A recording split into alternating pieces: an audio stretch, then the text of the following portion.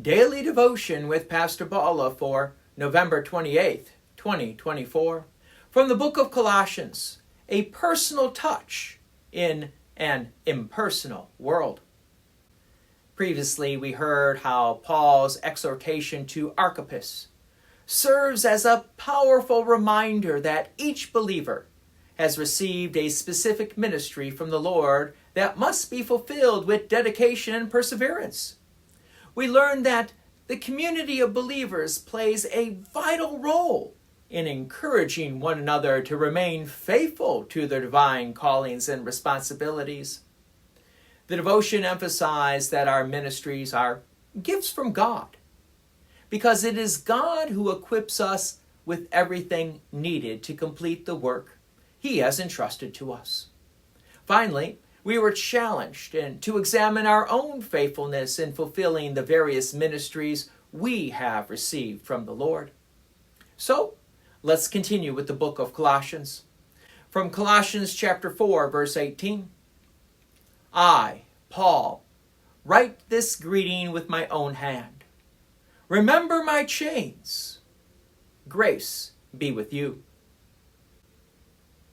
In our digital age, where texts and emails have become our primary means of communication, there is something profoundly moving about a handwritten note.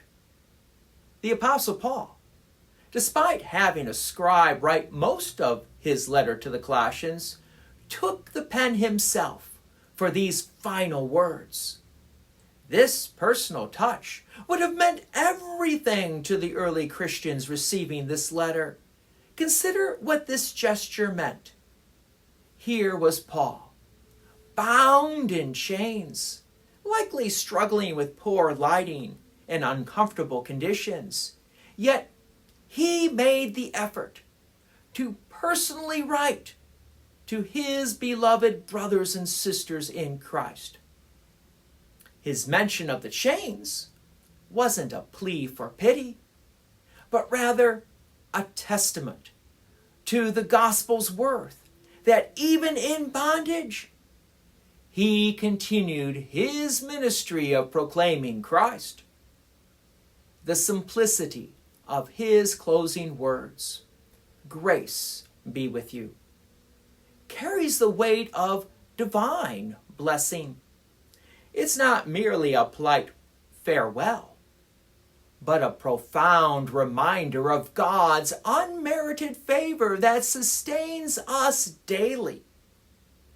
Paul, who had experienced this grace in his own dramatic conversion throughout his ministry, knew its power to transform lives.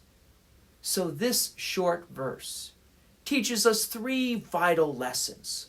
First, personal investment in other matters sometimes is worth putting aside efficiency to show genuine care. Second, our challenges and struggles, our own chains, can serve as powerful testimonies to God's faithfulness.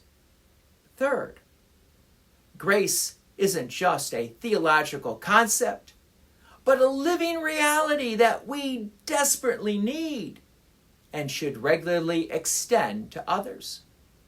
In our own lives, we might consider how we can make our interactions more personal and meaningful, whether it's taking time to write a handwritten note, making a phone call instead of sending a text, or simply being present with someone in their time of need.